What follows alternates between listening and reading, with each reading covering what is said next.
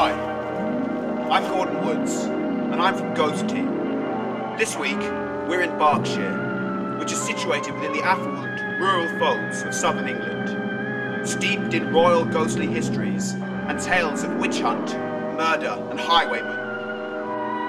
I'm here outside the house of Uri Geller, spoonbender and psychic extraordinaire. But what has brought Uri here to Berkshire? Could it be the powerful psychic undercurrents that pervades these plains and pastures?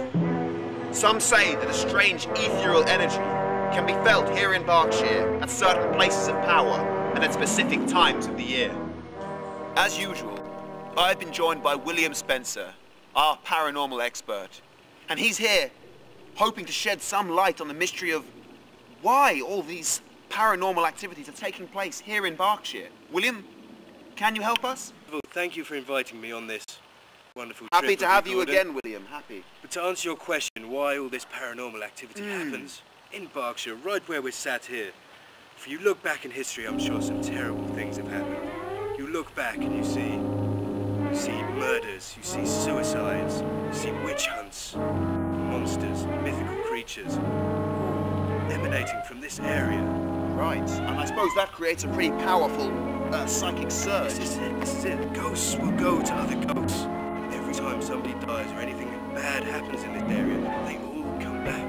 They all pull towards this area here. A spiritual epicenter, you could say, Exactly, William. yes.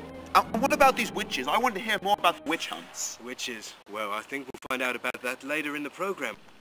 Oh, right, okay. So you're reluctant to speak on those for now? Ah, well, it's a good story. It's a tale to tell. Well, we've got a lot of things coming up in line for today's program, so I know you're very excited. Oh, very excited. About the different stories we've got and we're going to investigate. So thanks for coming, William. Thank you, Gordon.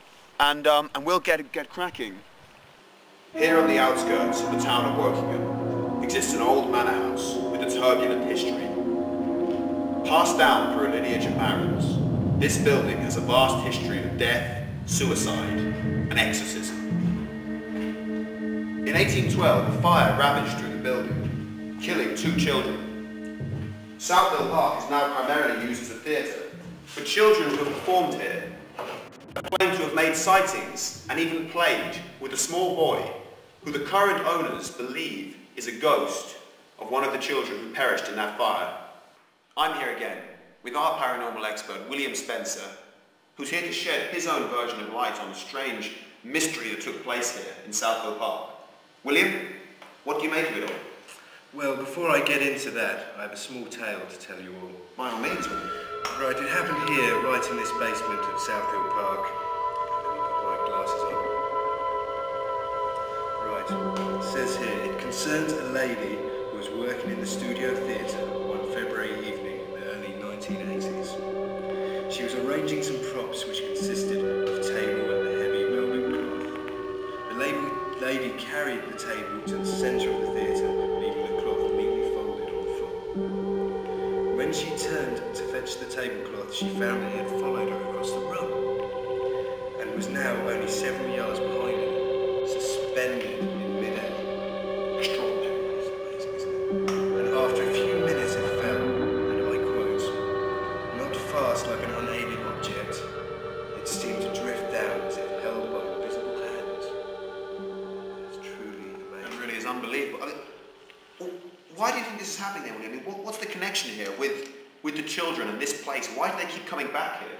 You must think these children, they had their lives stricken, taken away from them at a very young age. Yes. They want their childhood back. Happy voices, playing. These children just want to be with those other living children. So they're making a connection with the present children who are here at this time? Exactly, yes. Right. Well, that really is quite incredible, William. Really, it's extraordinary. Fantastic story, isn't it? Thank you for sharing that with us. Yes, always a pleasure. I have to say, I'm looking forward to finding out more about haunted Berkshire. The fire and the ghosts of the children it consumed were not the only mysterious happenings associated with Southville Park. In 1929, the lineage of the barons who had owned this mansion finally died out. And with no rightful heir to take over the privilege, the duty was thus passed to one Major Alfred Rickman, OBE, the nephew of Lady Havisham, the wife of Lord Havisham, last of the barons. Major Rickman was a highly decorated war hero who had fought at the forefront of the Battle of the Somme. It was an injury in this battle which had ended the Major's military career, and which may also have contributed to his later ill health. When he inherited the mansion from Lady Havisham, the Major developed depression.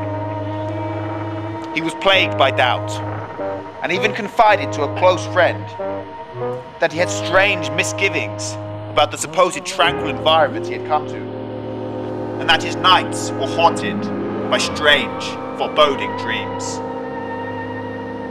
Major Rickman was not the first resident to suffer such psychological decline whilst living here at South Hill Park.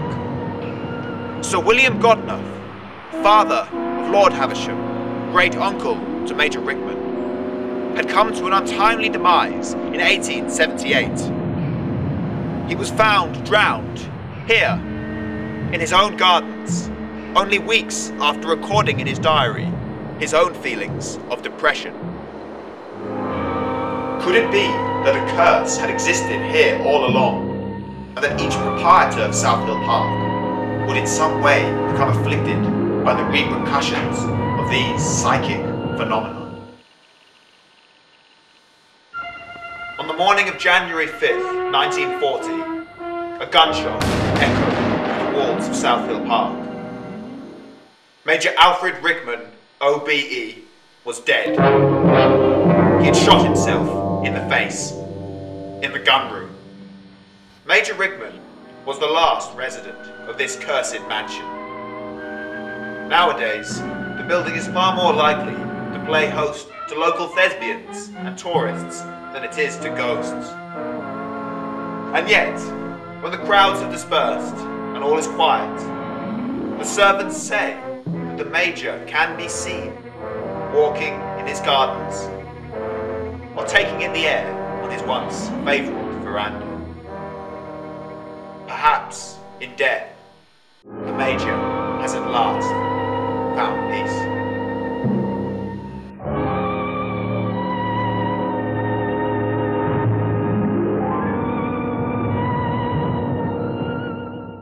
That's all from me, Gordon Woods. And that's all from me, William Spencer. And we'll see you next week on Ghost Tea.